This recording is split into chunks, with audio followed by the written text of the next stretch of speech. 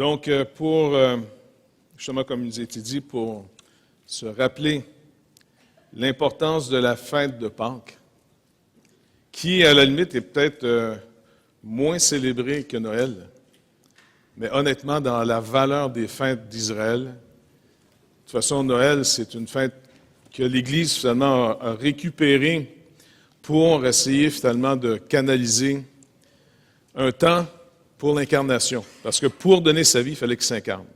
Mais la Bible ne nous dit jamais quand est-ce, à quelle période de l'année il s'était incarné.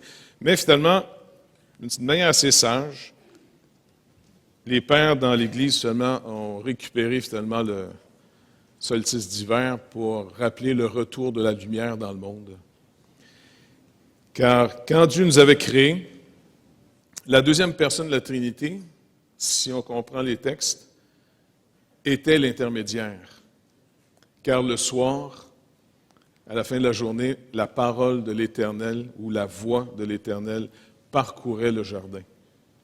Et comme Jean le rappelle dans son prologue de son évangile, il nous rappelle finalement que la parole était la vie était la lumière des hommes, de tout homme qui vient dans la vie. Mais on connaît le texte finalement après avoir été créé, après avoir finalement reçu un domaine où l'homme était avec sa femme, le jardin.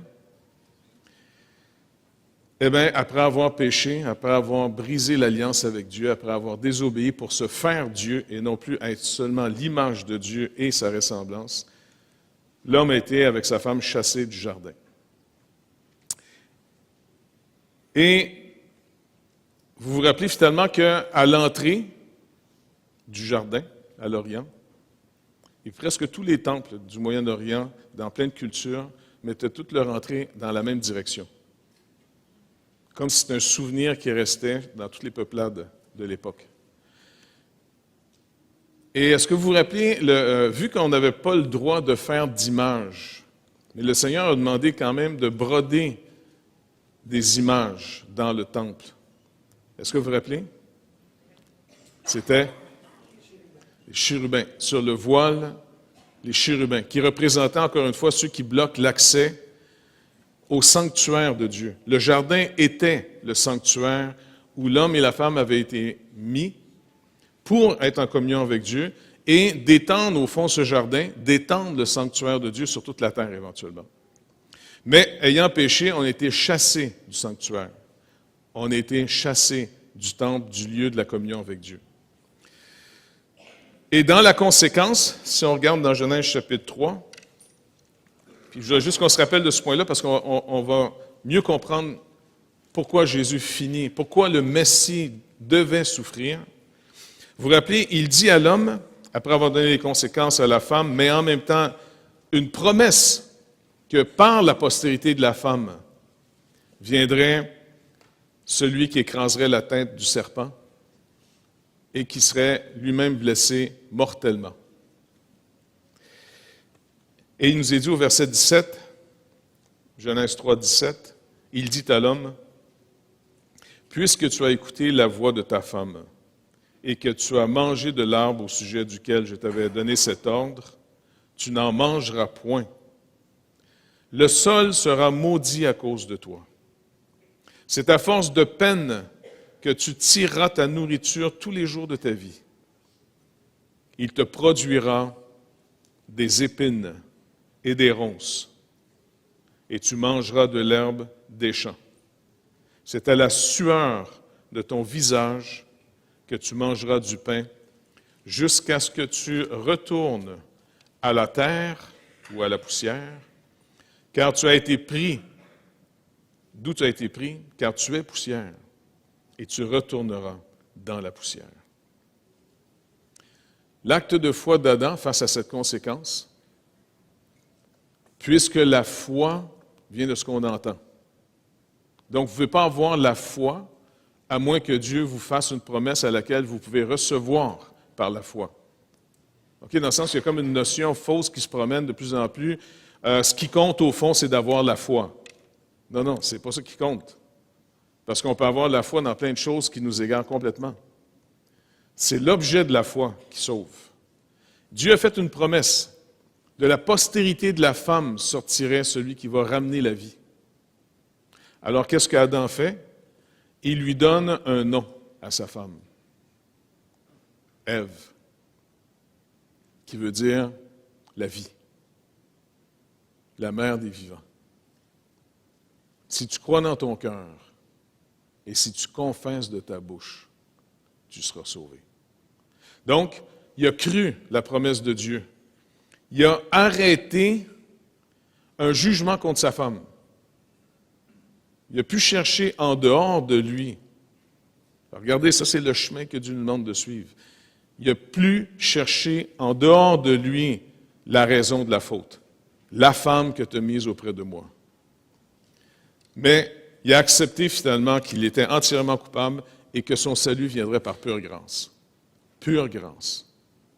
Donc, tout le bien qu'il va faire ne sera jamais pour lui une valeur marchande. Jamais. Le texte nous dit après que vu qu'ils sont chassés, verset 24, c'est ainsi qu'il chassa Adam, il met à l'orient du jardin d'Éden les chérubins qui agitent une épée flamboyante pour garder le chemin de l'arbre de vie. Encore une fois, rappelez-vous, dans le temple, il y a finalement, à l'intérieur, il y a une construction et il y a des arbres. Il y a des amandiers, des grenadiers, c'est comme il y a de la sculpture de végétation à l'intérieur du temple. Et il y a un voile. Et ce voile, finalement, il y a dessus les chérubins qui séparent le lieu saint du lieu très saint. Ça marche? Vous gardez cette image-là. Maintenant, Adam, qui a cru, va connaître sa femme. Donc, en d'autres mots, finalement, ils vont avoir cette relation qui va produire Caïn. Aujourd'hui, le nom Caïn, c'est comme un mauvais nom, hein? C'est assez rare que quelqu'un appelle son enfant Caïn. Ou si ta mère t'appelle de même, c'est parce que tu as fait quelque chose de pas correct. Tu sais. Mais ici, Caïn, en passant, la signification du mot, elle est belle. Parce que il y a comme un jeu de mots finalement qui ne se traduit pas ici. Là. Elle va donner, elle dit, elle conçut et enfanta Caïn. Elle dit, j'ai formé un homme avec l'aide de l'Éternel. Bon, ben, c'est mieux dit, j'ai acquis. Caïni. J'ai acquis de Caïn. J'ai acquis l'acquisition. Et cette acquisition, je l'ai acquis. Et certains targums vont amplifier le sens. Un targum, c'est une version. Là, tu sais, quand les Juifs sont revenus de Babylone, ils ne parlaient plus hébreu, ils parlaient l'araméen. Donc, quand on lisait le texte en hébreu, on avait le targum à côté d'eux, le traducteur, qui donnait la version. Et souvent, quand on traduit, on est obligé aussi de donner pas juste les mots, mais souvent le sens qui échappe. Tu sais? Par exemple, il y a des versions qui vont Amplified Bible. Tu sais? C'est la version, mais amplifiée, souvent pour essayer de sortir surtout le sens que quelquefois nos mots correspondants ne rendent pas. Tu sais? Et donc, il y a un targum qui dit « J'ai acquis l'homme, l'Éternel. » J'ai acquis l'homme, l'Éternel. Pas simplement, il m'a donné un homme. On l'a acquis. Celui qui est la vie est revenu. Donc, ils sont convaincus que Caïn serait la promesse. La postérité de la femme sortirait finalement celui qui va les délivrer finalement de la mort, du serpent. Un jour, n'oubliez pas, lui est élevé toute sa vie comme étant le don précieux à la communauté. Et même ce qu'il fait dans sa vie, son métier, contribue à la vie de la communauté. C'est un cultivateur. Donc, il contribue à nourrir. Il est carrément, même dans son métier, un soutien de vie. Ils ont eu aussi un autre fils, Abel. Et Abel, son nom veut dire vapeur. C'est un peu déprimant quand ton frère s'appelle Précieuse acquisition et toi tu t'appelles juste une vapeur. Vous vous rappelez dans l'Ecclésiaste, tu sais, quand il dit vanité des vanités, Avelim ve Avelim, bon, Avel, c'est vanité. C'est un autre mot, vapeur ou vanité. Imagine, tu rentres le soir chez vous, précieuse acquisition arrive, et vanité arrive. Et en plus, tu n'as pas le métier qui glorifie ta vie comme celui de ton frère. Ton frère, il est glorifié parce qu'il fait partie dans la société de l'époque. Un notable, quelqu'un d'extrêmement précieux, celui qui contribue à la vie de la communauté. On attend de lui des choses absolument incroyables. Mais de toi, vanité, vapeur. On te donne une job finalement complètement insignifiante, t'es berger, dans une société qui ne mange pas de viande. C'est juste à partir de Genèse chapitre 9 que l'alimentation, Dieu va donner une alimentation enrichie de la protéine animale. Donc, toi, tu fais un métier qui te distingue pas dans ta société. Au contraire, tu es vu comme un pauvre, un rien, une vanité. Donc, pour ceux qui sont complexés entre les frères, au moins vous avez une histoire que... Et puis, savez-vous quoi? Ce qui est intéressant avec la Bible, elle brise nos idéaux continuels chroniques. Vous savez, si vous voulez gâcher votre vie, vivez dans l'idéal. Et en tant que chrétien, on tombe souvent dans ce panneau-là. Vivez pas dans l'idéal, vivez dans le réel. Vivez dans la réalité, la cruelle réalité, la vraie réalité. Celle que Jésus décrit, vous vivez dans un monde injuste avec des richesses injustes. Ça, il faut s'en apercevoir parce que quand un malheur lui arrive, qu'est-ce que souvent les gens vont dire? Qu'est-ce que j'ai fait au bon Dieu que ça m'arrive? Ben rien. Oui, mais c'est pas normal que ça m'arrive. Ben, les amis de Job, ils cherchaient chez Job c'était quoi son problème. Parce que ça ne se peut pas qu'un malheur arrive de même sans raison.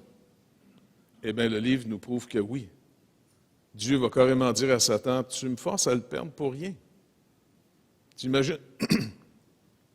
Il est en train d'être perdu pour rien.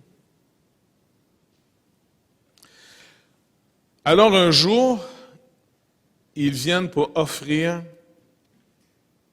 un sacrifice à l'Éternel. Ils viennent rendre un hommage à Dieu. Et inévitablement, chacun va venir avec le fruit de son labeur, en apparence. Toute la communauté devait être impressionnée de voir les fruits que Caïn va amener.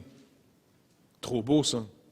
Il amène finalement ce qui représente la vie, ce qui amène le pouvoir.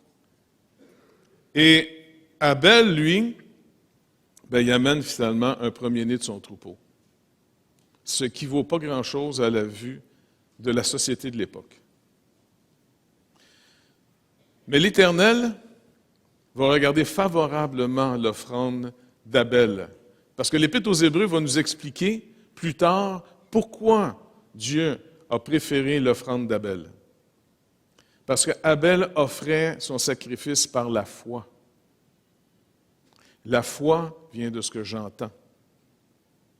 Mais quand on est trop rempli de nous-mêmes, et surtout quand on est valorisé, nos yeux se bouchent, nos oreilles se bouchent, notre cœur s'endurcit. On n'a pas besoin d'aller apprendre de l'extérieur parce que finalement, on est tellement merveilleux. Tout le monde nous l'a dit qu'on est si merveilleux que ça. Tu étais élevé comme étant la solution du problème. Alors, cet enfant-là, il a été élevé toute sa vie comme étant extrêmement précieux. Quelqu'un de précieux à ses yeux, il n'a pas d'oreille pour écouter ce qui se passe dehors. Il est la solution pour ceux du dehors. Il ne dépend pas du dehors. Vous me suivez?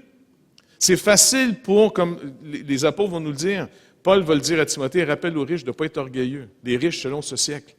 Pourquoi c'est facile pour nous d'être orgueilleux? Parce qu'on a l'impression que nos richesses, la vie qui va bien, bien sûrement nous, on fait mieux que les autres qui vont moins bien.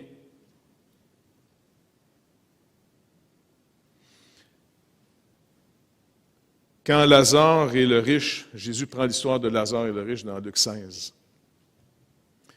C'est intéressant que Jésus raconte l'histoire d'un homme riche.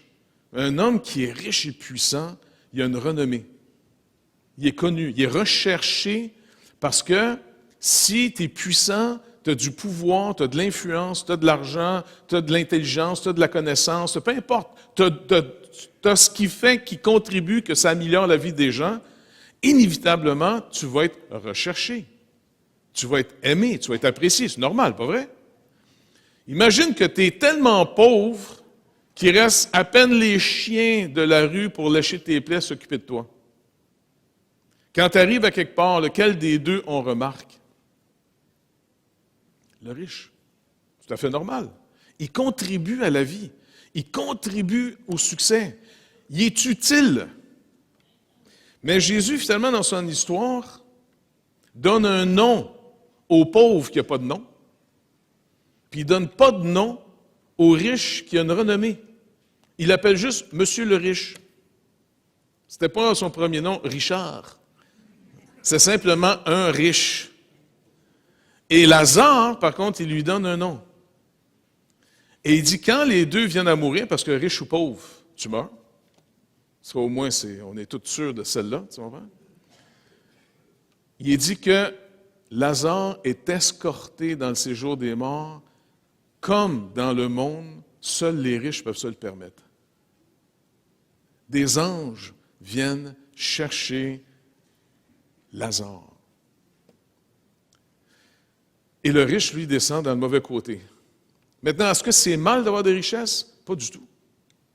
Est-ce que vous pensez qu'il y a des hommes de Dieu qui ont été des amis de Dieu, il y en a eu parmi eux qui étaient très riches?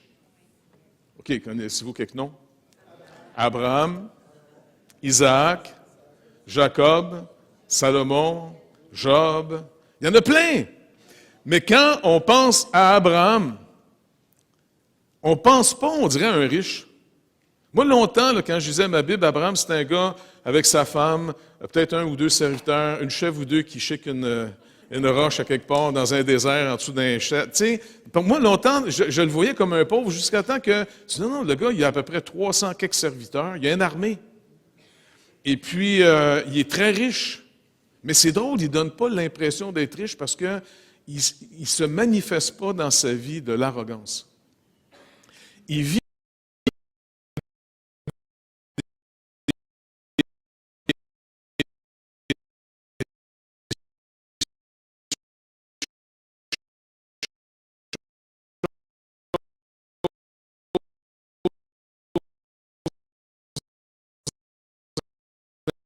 injuste lui arrive. Au point qu'un jour, entre lui et son neveu Lot, il va y avoir une séparation. Pourquoi? Il veut éviter devant les gens du pays une chicane. Il va tout faire pour l'éviter. Il n'y a rien à prouver. Mais si on vient finalement à ses deux enfants,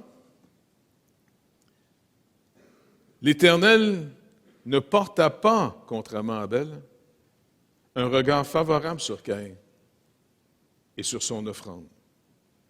Caïn fut très irrité et son visage fut abattu. Et l'Éternel dit à Caïn, « Pourquoi es-tu irrité? Et pourquoi ton visage est-il abattu? Certainement, si tu agis bien, tu relèveras ton visage.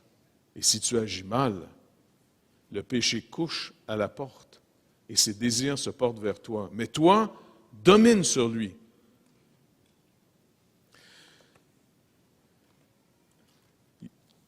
Ce qui est dur dans une épreuve, c'est tout l'aspect que l'on vit comme étant injuste. Ça nous tue plus que l'épreuve elle-même.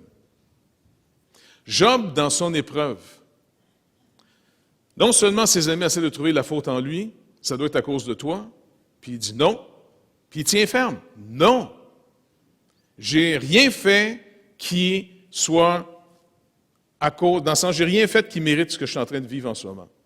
Et en passant, il faut du courage pour avouer ses transgressions. Mais j'aimerais aussi nous rappeler quelque chose d'intéressant. Il faut aussi du courage pour résister quand tout le monde nous accuse et qu'on n'a pas fait la transgression. Il faut la même foi. Parce que si on avoue des fautes qu'on n'a pas faites, alors finalement, on aurait succombé à la pression des amis de Job. Puis on aurait dit, oui, c'est sûrement à cause de quelque chose que j'ai fait. Imaginez que vous apprenez que vous avez une maladie incurable. C'est incroyable le nombre de fois qu'on dit aux gens, en tout cas, laisse-toi pas aller, combat, tiens ferme. Honnêtement, là, tu sais, des fois, tu entends, ah, il a perdu son combat contre le cancer. Tu te levais-tu le matin avec un épée et tu essaies de battre le cancer? Je dis, comment?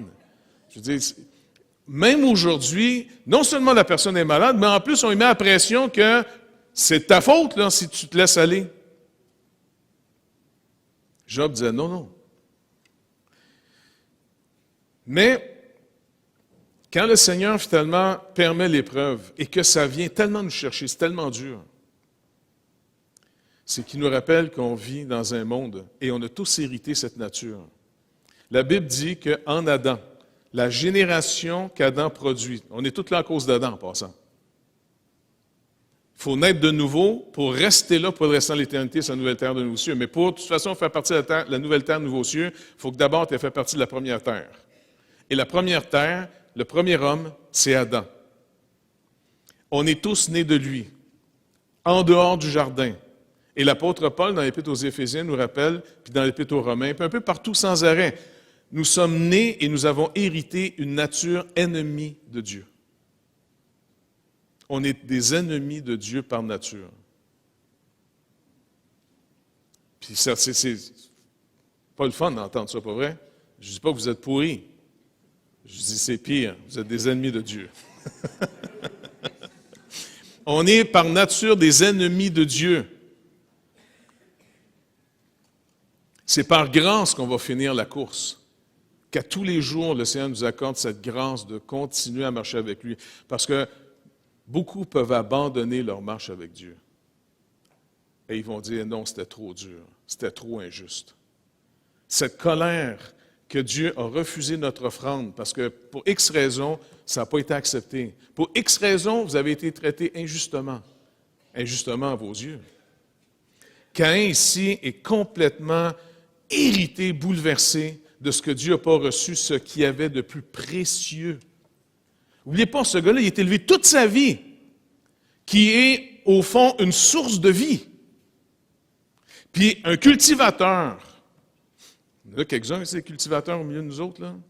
Un cultivateur, il faut que tu sois fait fort pour travailler la terre. Pas vrai? Il faut que tu sois fait fort, puis ça commence de bonne heure le matin, puis ça finit tard le soir, puis tu dépends des éléments. C'est une job, là, c'est extrêmement dur. C'est pas fait pour les tripeux, ça, tu sais. C'est fait pour ceux qui disent, écoute, tu sais, tu peux pas attendre, dire, ah non, un matin, ça me tente pas d'y aller, tu sais. Non, non, non, non. Fait que c'est des gens qui ont une discipline de vie, ils travaillent extrêmement fort, puis malheureusement, dans notre société, c'est les gens qui sont quasiment pas valorisés, mais on est tous contents de manger leurs produits, par exemple. Sans eux autres, on ne vivrait pas. Mais à l'époque, Caïn, ici, avait tous les avantages d'avoir été honoré. Et puis, c'était une bonne personne. Pensez pas que Caïn, tu sais, parce que quand j'étais petit à l'école, il y avait un livre gris. Il y avait 10 commandements dessus, tu sais. C'était les histoires saintes. Et puis, dans l'histoire de Caïn et Abel, c'est drôle, Abel, il se peignait mal. C'est-à-dire, Caïn, il était mal peigné comme si c'était un rebelle. Tu sais, déjà, il nous le dessinait comme si c'était un petit gars méchant. Puis Abel, lui, il était gentil, il était bien peigné ou quelque chose. Tu comprends? Non, non, non. Abel, il y a des bonnes chances qu'il soit mal peigné. Tu comprends? Puis qu'il devait sentir pas bon. Tu t'occupes des moutons, là, tu sais, puis je veux dire... tandis que Caïn, moi, je suis sûr qu'il devait être beau, bien peigné. C'est une vedette à l'époque. Mais Dieu dit non. Et d'en rester là-dessus, et puis on va aller à la vie de Jésus-Christ. Le Seigneur, pendant 3 ans et demi, va faire ce que jamais personne n'a fait. D'abord, il est né comme étant la promesse. Mais contrairement à Caïn, le Seigneur, finalement, il est arrivé dans cette vie par un couple qui était de la lignée de David, lignée royale, mais ça faisait longtemps qu'il n'était plus honoré, valorisé comme étant une lignée royale. C'était rendu des paysans qui vivaient dans le nord. Et de vivre dans le nord du pays d'Israël, c'était de vivre chez les losers. C'est parce qu'il y avait tellement de mélange entre, finalement, les païens de la région et les Juifs de cette région, que c'était même une région qu'on appelait la région de l'ombre de la mort. Mais il y a une prophétie qui disait que c'est dans cette région de l'ombre de la mort qu'une lumière était pour se lever. Jésus, finalement, va naître à Bethléem, selon la prophétie, qui est à côté de Jérusalem, parce qu'il y a un empereur qui décide de faire le décompte de son empire. Il est à Rome, lui. au centre de sa gloire et il fait faire un recensement. C'est trop beau, ça. Le gars, là, il ne fait pas ça en disant « Ah, quelle est ta volonté, Seigneur? Je dois faire un recensement, d'accord. » Non, tu es un païen imbu de lui-même, qui tripe sur lui-même, qui contemple ses œuvres, qui se déclare le Fils de Dieu, il est la paix de l'Empire. Je veux dire, tu as vraiment un antéchrist pur et dur. Mais il amène une paix mondiale. En passant, c'était beaucoup plus relax de vivre à l'époque de ces empereurs, des premiers empereurs, parce qu'il avait stabilisé tout le bassin méditerranéen au point qu'on développe à cette région-là ce qu'on fait aujourd'hui, le tourisme. Les gens ont des maisons secondaires en campagne, ils vont finalement habiter dans des îles l'été, ainsi de suite. Il y a toutes sortes de belles places. Il y a les routes, ils ont fait des routes à grandeur de l'Empire qui mènent tous à Rome. Tu as des garnisons romaines à grandeur qui font la sécurité autant sur les mers que sur les terres. Et tout le monde est en train de dire « Wow, Rome amène la paix et la vie ». Comme Caïn. Et le Messie arrive. Au fond de l'Empire, dans un coin obscur, à la limite, si tu voulais punir un homme dans l'armée, tu l'envoyais dans les régions les moins tripantes. Moi, je suis sûr, finalement, que ces hommes-là qui se sont retrouvés dans les recoins de l'Empire, c'est qu'ils n'étaient pas nécessairement dans les bonnes grâces. Mais bon, qu'est-ce que tu veux? Un job, c'est une job. C'est bien plus le fun de la faire, finalement, dans des lieux où est-ce que tout le monde habite. Il y a des cirques, il y a finalement du théâtre, il y a de la culture, que d'être pogné, finalement, dans le fin fond de l'Empire, où est-ce que tu te demandes qu'est-ce qui se passe là. Ils ont essayé d'en faire, tu sais, Césarée, en passant sur le bord de la mer, ils ont essayé d'en faire une petite remette, là, tu sais, avec un cirque, puis tu sais, pour dire, on va amener un petit peu de culture un peu pour que ça soit moins ennuyant. Tu sais, c'est quelqu'un qui se demande, ouais, mais si le Seigneur m'appelle en mission, supposons qu'ils appellent en mission en France. Je pense qu'on a plus de volontaires que s'ils vous appellent au Pakistan. Non? Ou en Arabie Saoudite, vers un village de Bédouins.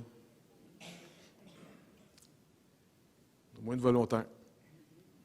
Bref, le Maître, le Seigneur, le Roi des rois, doit naître à Bethléem, à côté de Jérusalem.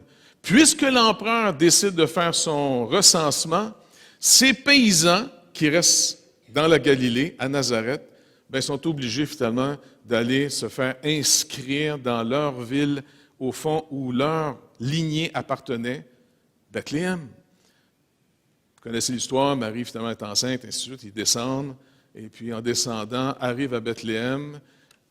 C'est sûr que peut-être qu'ils n'ont pas été assez vite, mais en passant à l'époque, ce n'était pas des régions avec des hôtels. Même aujourd'hui, si tu vas, tu n'as pas planifié tes vacances comme il faut, en été, puis ça te tente de partir au mois de juillet, tu risques d'avoir des places et tout marqué « no vacancy ». C'est plein. Fait que quand eux autres sont arrivés à Bethléem, qui n'a pas nécessairement pas une place touristique comme telle, Bethléem, même aujourd'hui, c'est une petite place. Alors, ils ne trouvent pas de place, mais les gens de l'époque ont trouvé en disant, ben regarde, il y a des grottes. Puis quand la dernière série qu'on a faite avec l'heure de la bonne nouvelle, notre guide dit, écoutez, je vais vous amener finalement, on voulait aller faire quelque chose, un tournage à Bethléem, mais Bethléem, pour rentrer là, c'est malheureusement tout un mur autour. C'est vraiment la honte, là, tu sais. Puis là, rentrer là-dedans, c'est bien compliqué. Fait que notre guide disait, écoutez, les gars, pas de problème, de toute façon, près des murs de Bethléem, il y a encore quelques champs, parce que Jérusalem s'étend de plus en plus vers Bethléem, là, tu sais. Et puis, il dit, il y a encore des champs, puis il y a des grottes. Puis il y a des jeunes qui vont squatter là-dedans de fois de temps en temps, tu sais. Puis on dit, OK. Fait qu'on s'en va faire des tournages là, aux portes, finalement, de Bethléem. On trouve une grotte où est-ce que des jeunes devaient sûrement squatter parce qu'il y avait un petit feu qui était éteint, tout ça, avec des oliviers. Vraiment le scénario parfait. Puis quand j'étais dans cette petite grotte-là, assis là, en train de tourner l'émission, tu sais, des fois, ça te pogne à la gorge. Faut pas que tu parles, sinon, il va y avoir un problème. Ça fait que, mais je me disais, hey, Seigneur, tu es né dans une petite place comme ça. Tu es le roi. Tu es l'auteur de toute la création. Tu es le seul qui a le droit de dire pour vrai, c'est à moi. Et tu arrives. Puis une chance que son père, adoptif en réalité, c'était un gars qui était manuel. Parce que finalement, il a dû organiser un peu la petite grotte pour que ça soit confortable. C'est un menuisier, le gars, c'est un charpentier. Puis quelques temps après, il est dit qu'il a bâti une maison. Mesdames, si vous voulez vous trouver un mari qui vaut la peine, mariez pas un pasteur.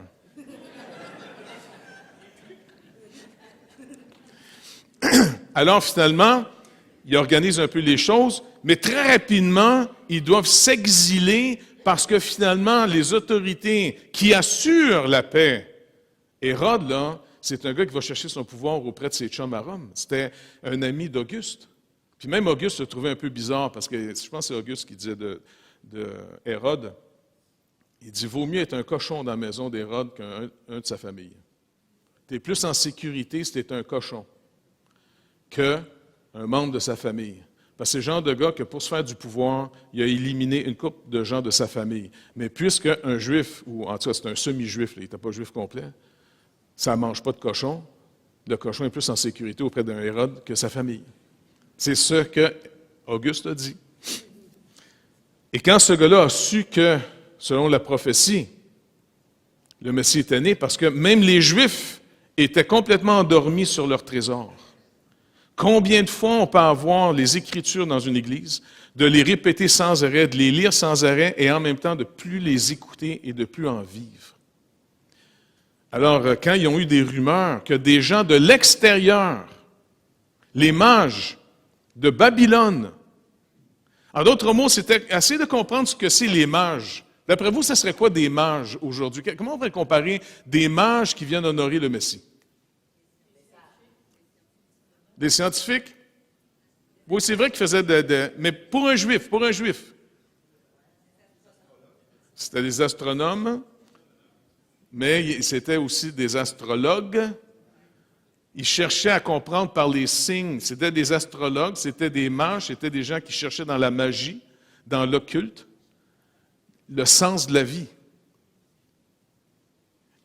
Donc, c'est comme si tu avais une secte incroyable que normalement ta Bible condamne, et c'est eux autres qui ont compris que ton Messie vient d'arriver. Il s'en vient de te dire, « Hey, on a vu finalement dans les astres que votre roi vient de naître. » Dans les astres. Oui, on fait de l'astrologie, tu sais, dans le journal, tu sais, la petite colonne, là, c'est nous autres qui fait ça. Et puis tu vas, vous êtes des insignifiants, vous autres? Non, peut-être qu'on est insignifiants, mais on est venu honorer votre roi. Et là, Hérode se réveille. Il appelle les spécialistes des Écritures, les scribes. Les scribes arrivent. En passant, c'est vrai que, oui, ce sont les Écritures, tu sais. Oui, mais avez-vous son adresse? Oui, c'est dans la Bible, son adresse. Son adresse est dans la Bible, oui. Bethléem. Bethléem, là, c'est pas Manhattan, là.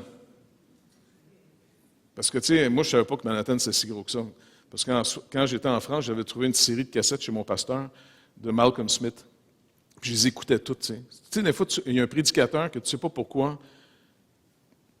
Le gars, écoute, il m'a ouvert les yeux, ça a été, je les écoutais, là, sans arrêt. Je suis obligé de nettoyer les têtes, parce qu'à l'époque, c'était des cassettes, là, tu sais. J'ai nettoyé la tête parce que tu n'entendais plus, là, tu sais, pour que... Et puis, puis, un moment donné, j'ai entendu que son église était à Manhattan. Ou à Brooklyn. Je pense que c'est à Brooklyn. Ben, je dis, écoute, moi, quand je reviens au Québec, là, je vais aller à Brooklyn, puis je vais aller à son église, je vais aller le voir. Mais moi, Brooklyn, je pensais que c'était Quartier-Ville, tu sais. Fait qu'avec ma femme, on est partis là-bas, comme deux innocents. Et puis, on se retrouve à Brooklyn. Puis là, je réalise que on prend le métro, on essaie de trouver le métro, on prend le métro, tu te rappelles, hein? Et puis là, on est assis dans le métro. Puis il y a une dame, âgée, 45 ans ou 50 à peu près, dans ce temps. Tu te rappelles? Elle nous regarde. Puis là, on est là, nous autres, on se parle, puis on essaie de comprendre. Tu sais qu'on va débarquer, on ne sait pas ce qu'on va débarquer, ben, tu sais. Fait qu'elle vient nous voir. « Hello, are you from the neighborhood? » Fait que, « No, we're from Montreal. »« Oh yeah, where are you going? »« Brooklyn. » Elle dit, « Mon pauvre toi, Brooklyn, c'est des millions d'individus. Tu t'en vas où dans Brooklyn? » Je ne sais pas, c'est parce qu'on cherche une église. À Cartierville, une église évangélique, là, s'il y en a une, ça va être un miracle. Je me dis, c'est la même chose là-bas. Il doit y en avoir rien qu'une, celle de Malcolm Smith, le monsieur de la cassette. Fait que je dis, non, on regarde pour une église évangélique. La regarde, on regarde. sais, poor kids. Il y a des églises évangéliques à tous les coins de rue. Mais je dis, oui, mais c'est pas grave. Connaissez-vous Malcolm Smith? Puis là, elle nous regarde, mais vraiment qu'une compassion incroyable. En disant, écoutez, trouvez votre place puis votre prédicateur le plus vite possible. Parce que à partir de 4h, 5h le soir ici, là, moi, j'ai vu des gens se faire ouvrir la gorge pour pas grand-chose. OK. Donc, Bethléem, c'est moins grand. Mais en passant par la grâce de Dieu, quand on était dans le métro puis on est là, ben, wow, tu sais, OK, on va sortir au hasard. Écoute, Seigneur, au secours. Au secours. Fait qu'on sort, hein? On sort du métro, on marche. Ma femme dit, on va aller demander de l'information dans le magasin ici. Non, pas ce magasin-là, c'est un sex shop. Tu vois, on rentre là-dedans. Là, je n'étais pas bien. Je dis, non, tu sais, ça fait qu'elle dit, parce que ma femme est tellement pure et tellement innocente que je ne vois pas. Tu vois, on rentre là, puis elle demande, excusez, c'est où? Connaissez-vous une église? Les gars, church? Tu sais, on va dire. Fait qu'ils ne savaient pas c'était où. Bon, OK. Fait que là, on s'est mis à marcher en ligne droite. On marchait, on marche. Puis là, tu vois les gens qui te regardent de leur balcon un peu, tu sais. C'était spécial. Puis on arrive, à un moment donné, je vois un genre de garage transformé en église, comme dans le film La Croix et le Poignard. Ben, je dis, Carl, il y a une église, on va aller se réfugier là au moins, tu sais. Fait qu'on rentre dans l'église, et puis on s'assit là, tu sais. Là, le pasteur prêchait en espagnol, tu sais. Il nous regarde. Fait qu'on est là, tu sais. Fait qu'il continue à parler, il finit son message, puis il vient nous voir. Bonjour, vous êtes de où? On est de Montréal. Ah oui. Puis là, on dit, mais vous nous avez trouvé comment? En marchant. Fait qu'ils disent, ah oui, OK, mais je dis, peut-être que vous le connaissez, parce que je cherche l'église de Malcolm Smith. Malcolm Smith, il appelle sa femme, they're looking for Malcolm. Tu vois, fait que je dis, attends. Il dit, c'est mon ami. Fait que je dis, mais il est à l'autre bout de la ville, mais en passant, il n'est plus à cette église-là, il est rendu au New Jersey maintenant. Puis tu te rappelles, hein? Il dit, mais c'est pas grave, écoutez, je vais vous amener, parce que c'est quand même loin, et puis il ne faut pas sortir le soir, là. OK. Fait que le gars nous amène, puis il n'en revenait pas, il riait en disant, qu'il y a des gens qui connaissent mon ami, finalement, que tu arrives dans l'église de son chum à l'autre bout de la ville, qui t'amène finalement, puis on a été reçus dans le Timance, hein? Les gars nous ont reçus, là. Et puis, mais tu vois vraiment la bonté de Dieu. Mais là, Bethléem, pour trouver un enfant dans Bethléem, c'est pas un problème. Il n'a pas tué à peu près 25 000 enfants, là, quand il a envoyé faire massacrer les enfants. Il en a peut-être fait tuer quelques-uns, parce que c'est une petite ville, c'est une bourgade, c'est rien. Mais est-ce que vous réalisez finalement comment il est Havel? Comment Jésus vient comme étant le dernier? D'abord, la manière qui arrive dans le monde.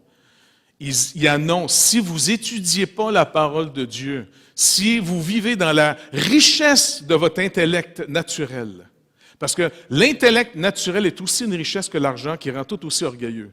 Donc, si vous vivez dans l'arrogance de notre technologie, de notre science, il y a un grand mépris qui descend sur les Écritures. Et si on ne va pas dans les Écritures, comment tu sais que le Messie doit venir d'une femme qui n'a pas couché avec son mari? Habituellement, les madames qui viennent enceintes, mais pas avec le monsieur en question, c'est pas bon. Surtout pour le monsieur.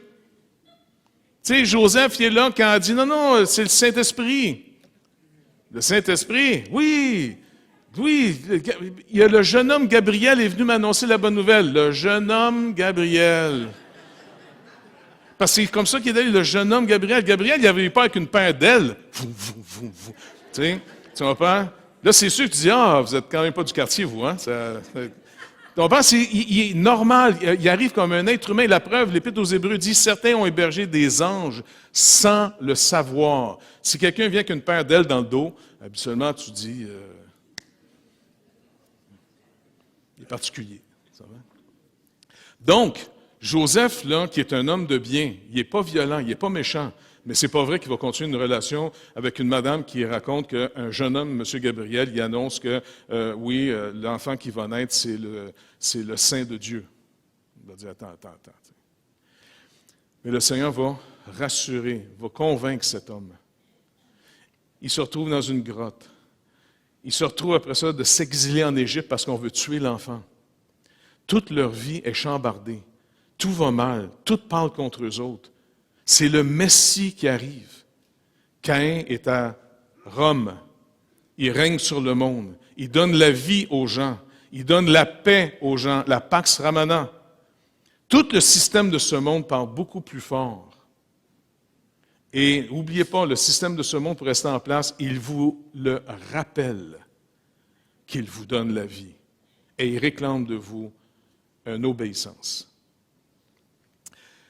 Jésus, finalement, 30 ans plus tard, va être mis à part au baptême de Jean, va commencer son ministère dans l'humiliation du désert car il doit passer le test qu'Israël a échoué dans le désert. 40 jours de jeûne. Et lorsqu'il va être affaibli après 40 jours, le diable vient le mettre à l'épreuve. Le diable lui dit, si tu m'adores, en d'autres mots, tu n'auras pas besoin d'aller à la croix. Je vais te donner tous les empires, car ils m'ont été donnés et je les donne à qui je veux.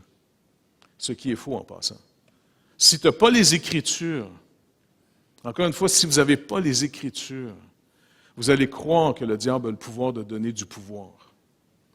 Combien de gens sont prêts à vendre leur vie, leur âme, en abandonnant le Seigneur pour se consacrer à une carrière, pour se consacrer à n'importe quoi en pensant que ça va me donner ce qu'il faut, Dieu va m'empêcher d'atteindre mon but.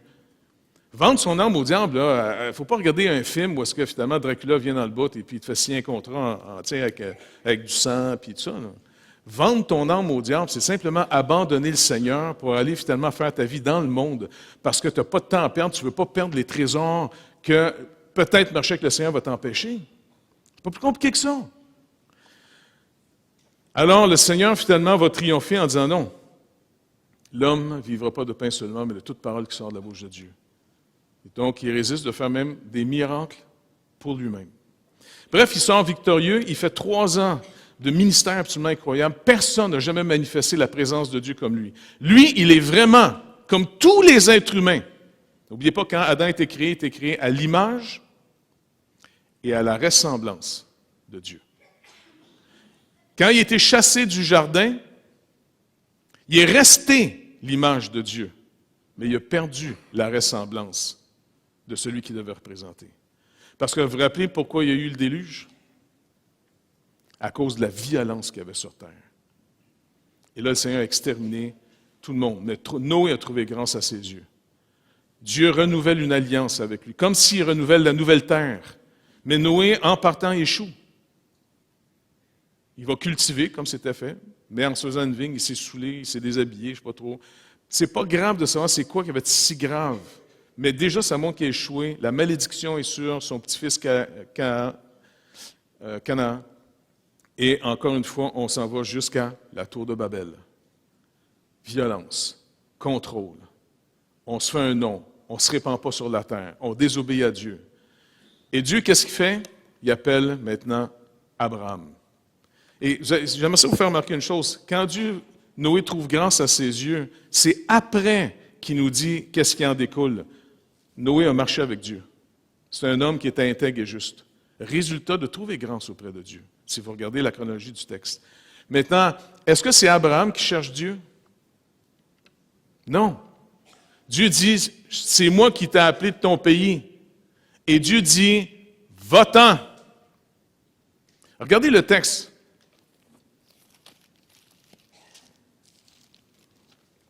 Dans Genèse chapitre 12.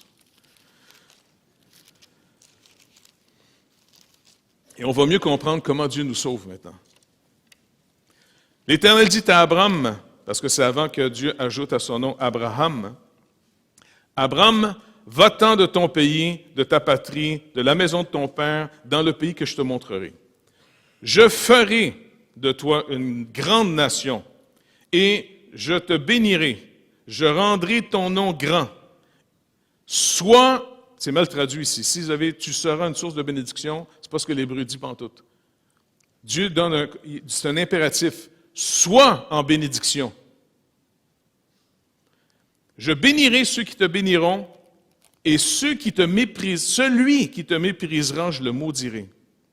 Et tous les clans, parce que ce n'est pas le mot famille qui est encore là, tous les clans de la terre, et pas Eretz, pays, comme Israël, la terre promise. Là, c'est Adama. Tous les clans du sol, de la terre, seront bénis en toi. Avez-vous remarqué ici, il n'y a rien qu'Abraham fait. Dieu ordonne, et quand Dieu dit, la chose devient. En d'autres mots, Abraham est appelé des morts à la vie. Il est appelé des ténèbres à la lumière. Dieu dit, va-t'en, je ferai, je rendrai, tu seras, ou en d'autres mots, sois une source de bénédiction. C'est parce que Dieu le dit que ça va devenir. C'est pas Abraham qui dit, OK, je me mets sur le programme. Il reçoit. Maintenant, Christ, quand il est venu, il a rappelé à tout le monde qu'il est venu pour faire la volonté de son Père. Il n'est pas venu de lui-même. Parce que qu'est-ce qu'un être humain selon le cœur de Dieu? Jésus-Christ nous l'a manifesté clairement. L'image, et l'image, ça veut dire l'autorité. Tu représentes. Par exemple, qu'est-ce qui est une image de la loi quand on est dans nos voitures? La police! Vous remarquez que quand vous voyez une voiture de police ou un policier, soudainement, le pied devient léger. Pas vrai? Ça aide, hein? Il y a une image qui est là, très inspirante. Par contre, cette image, il ne faut pas qu'elle dénature. Il faut qu'elle ressemble. Je ne sais pas si vous avez vu District 31, comment ça finit. Ça, non? Pas grave, je vais raconter un petit peu. C'est que la police secrète là-dedans, ils prennent la loi, ils font la loi. Sauf que ce n'est pas à l'image de la loi. Donc, un policier qui décide, parce que le système est trop lent, d'aller régler lui-même les problèmes, puis tuer finalement les méchants, c'est pas ressembler à la loi. Si tu es représentant de la loi, tu dois ressembler à la loi aussi. Tu dois vivre comme la loi dit. Tu n'as pas le droit de prendre la loi entre tes mains. Quand Christ est venu, il a rappelé une chose. Ce que mon Père fait, je le fais. Ce que mon Père dit, je le dis. Et souvent, les pharisiens de l'époque, qui semblaient être ceux qui représentaient plus l'image de Dieu et sa ressemblance, qu'est-ce que Jésus leur dit? Parce qu'ils vont accuser Jésus en disant, nous, on connaît notre Père. En voulant dire, hey! Parce qu'oubliez pas, c'est une prophétie au sujet de Jésus. Jésus était connu comme celui qui vient d'une femme qui n'a pas couché d'abord avec son mari. C'est une prophétie, il faut que ça soit connu, ça. C'est gênant. Il me semble que tu arrives dans le monde et tu dis, tu aurais dû prendre un autre chemin que celui-là, mais ça n'a pas de bon sens de prendre ce chemin-là. Saint dit non, parce que je prends les moqueurs à leur propre moquerie. L'arrogant, il n'a jamais le temps de m'écouter, parce qu'il se complaît totalement dans ses pensées. Quand les gens disent, moi, je n'ai pas de capacité pour lire la Bible, ça ne me tente pas de lire la Bible, c'est trop la Bible. Non, c'est parce qu'en réalité, tu te plais dans tes pensées, et tes pensées te satisfont, et tu es arrogant, et tu vas te perdre. Les arrogants vont se perdre. Et pourtant, c'était marqué dans le livre. Tout était écrit. Mais seul celui qui a faim et soif de Dieu va s'approcher des Écritures pour le connaître. Tu ne peux pas le connaître naturellement. Et c'est pour ça que le Seigneur dit, je prends les moqueurs à leur propre moquerie. Je vous ai dit que je viendrais de la Vierge. Je vous ai dit que je serais de la postérité de la femme. Mais vous ne m'avez jamais cru. Alors, ils vont dire à Jésus, nous autres, on connaît notre Père. Jésus dit, ouais, votre Père, vous, les gars, savez-vous c'est qui? C'est le diable. Il dit parce qu'en réalité, un fils veut toujours faire la volonté de son Père. Et vous voulez faire la volonté de votre Père qui est le diable, vous voulez me tuer. Vous voulez me tuer. Vous voulez m'enlever de vos vies. Image et ressemblance. Jésus était l'image en tant qu'être humain, pas en tant que fils de Dieu, en tant qu'être humain. Mais il a ressemblé à son Père, au point que quand les disciples lui ont dit un jour, avant qu'il s'en aille vers Jérusalem puis mourir, « Montre-nous le Père, et cela nous suffit. Montre-nous au moins, tu as l'air d'être connecté avec Dieu. Tu peux-tu nous le montrer? » Attends, depuis que je suis avec vous, tu ne m'as pas vu. Quiconque m'a vu a vu le Père. En être humain, vous êtes les représentants de Dieu sur terre. Puis pas juste sur terre en passant. Dans toute la création de Dieu.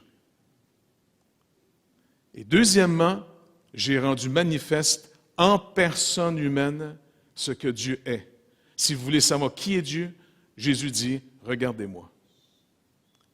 Et ça reste comme ça aujourd'hui. C'est pour ça que Paul nous rappelle que pour nous les croyants en Jésus-Christ, il y a un seul intermédiaire entre Dieu et les hommes.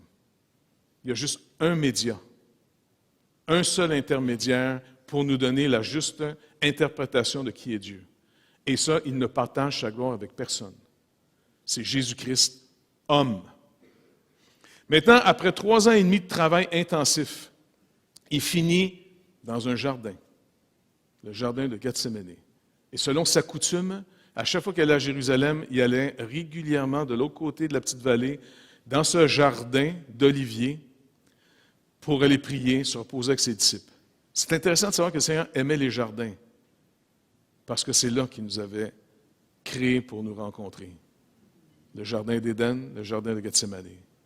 Mais cette dernière fois dans ce jardin, après avoir mangé la Pâque, pourquoi il mange la Pâque? C'est une fête qui rappelle comment Dieu avait libéré Israël de son esclavage en Égypte. Et si vous remarquez, Jésus est mort, sacrifié à la Pâque. Mais est-ce que c'est le sacrifice de l'expiation à la Pâque dans les fêtes d'Israël? Non. Quelle est la fête normalement où, si on aurait suivi le calendrier, il aurait dû être sacrifié d'après vous? Yom Kippour, le jour des expiations, en automne. Et honnêtement, pour moi, ça a été longtemps un problème. Écoute, Seigneur, comment ça se fait que tu n'es pas mort à cette fête-là? D'abord, si tu étudies les fêtes d'Israël, le Yom Kippour, ce n'est pas une fête. Toutes les autres, c'est des fêtes. On se réjouit. On se rappelle quelque chose de bon.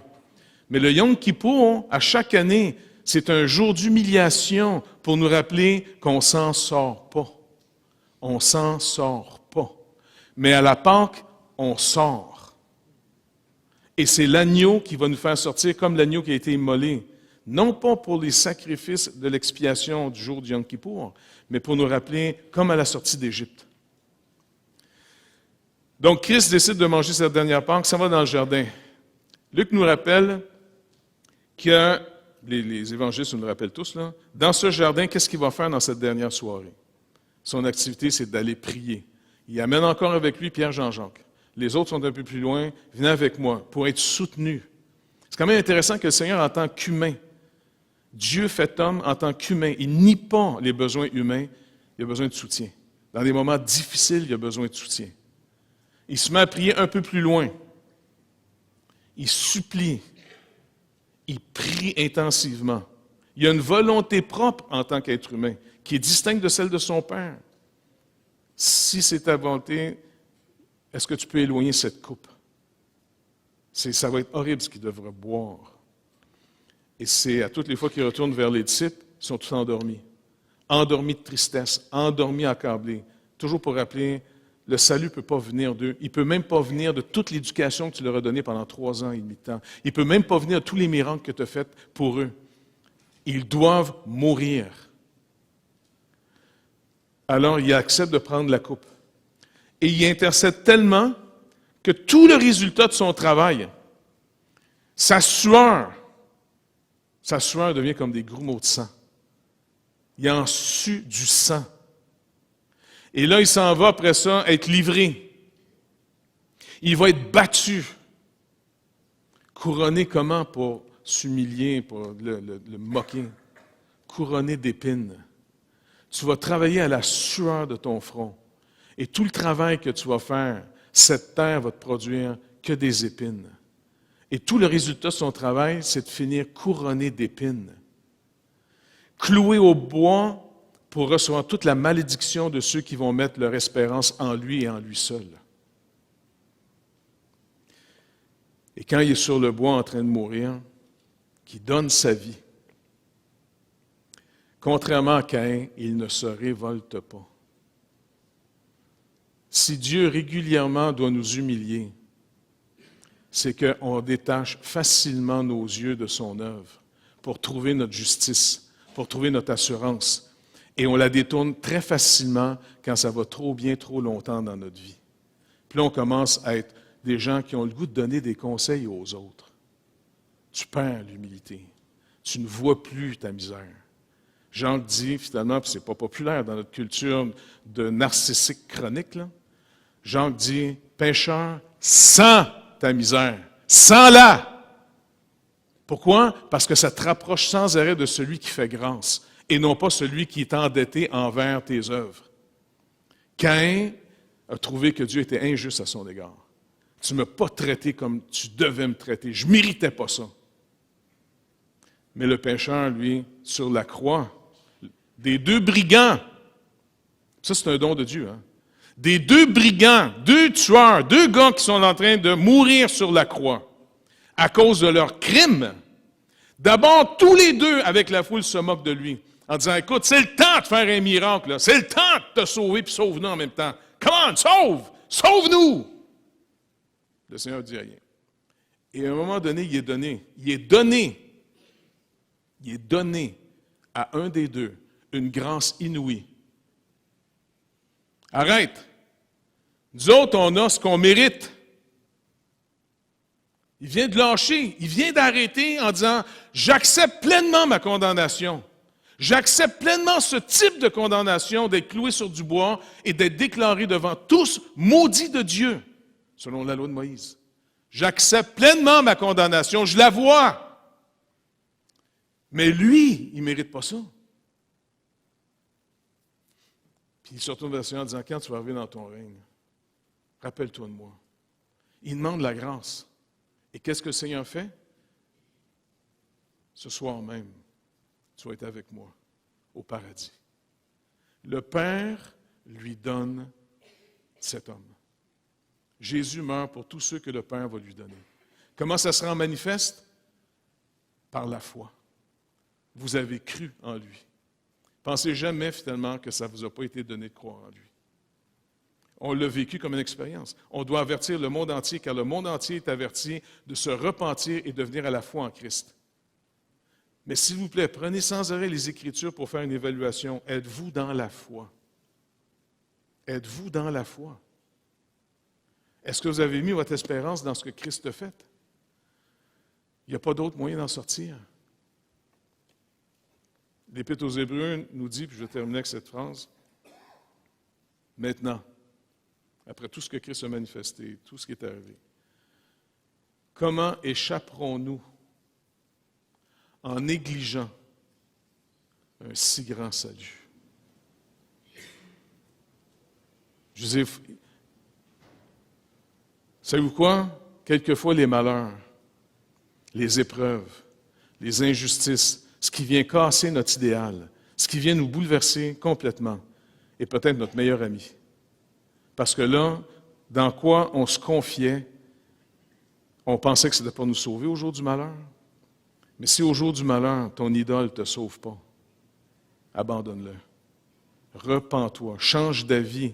Trouve plus dans ça ton secours, tourne-toi vers lui.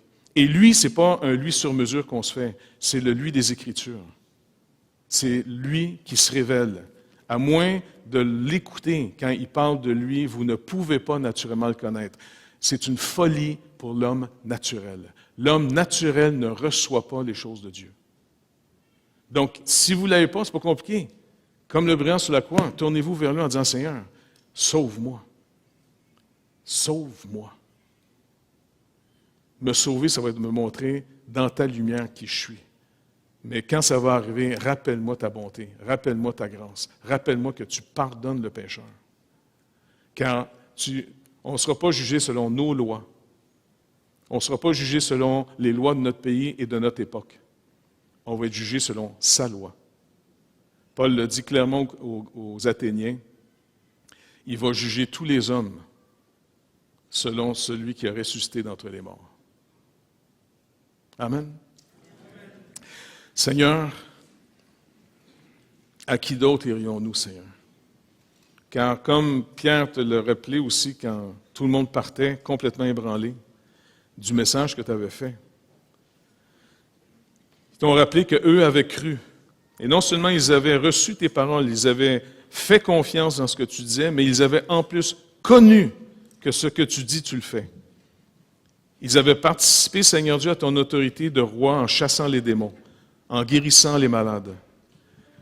Mais Seigneur, toi, tu leur rappelles une vérité importante. C'est moi qui vous ai choisi. Et Seigneur, dans ceux que tu avais choisis, tu étais même capable de garder un qui était absolument pas sauvé, Judas, en disant, et même un de vous est un démon. Seigneur, s'il vous plaît, ne nous laisse pas notre folie, mais au contraire, ouvre nos yeux et que par ta lumière, on puisse voir la lumière. Ouvre nos oreilles, Seigneur Dieu, aux paroles du livre. Donne-nous, Seigneur Dieu, un cœur de chair et enlève la pierre insensible à ta parole et à tes trésors et à ton œuvre. Renouvelle en nous une disposition favorable. Seigneur Dieu, accorde-nous par ton esprit la mesure de foi pour marcher avec toi. S'il vous plaît, Seigneur Dieu, c'est Pâques aujourd'hui. Tu es ressuscité et la nouvelle création a été inaugurée physiquement par ta résurrection. Et bientôt, après avoir sauvé le dernier, quand tu vas revenir pour prendre ton règne, pour prendre ton royaume, pour prendre ta création, pour saisir ce qui est à toi, car déjà le Père te l'a donné, tout pouvoir t'a été donné dans le ciel comme sur la terre. Mais bientôt, tu vas revenir pour prendre ce qui est à toi et faire le tri. S'il vous plaît, Seigneur Dieu, qu'on soit tous trouvés, rachetés par ta grâce. Merci d'avance, Père, au nom de Jésus. Amen.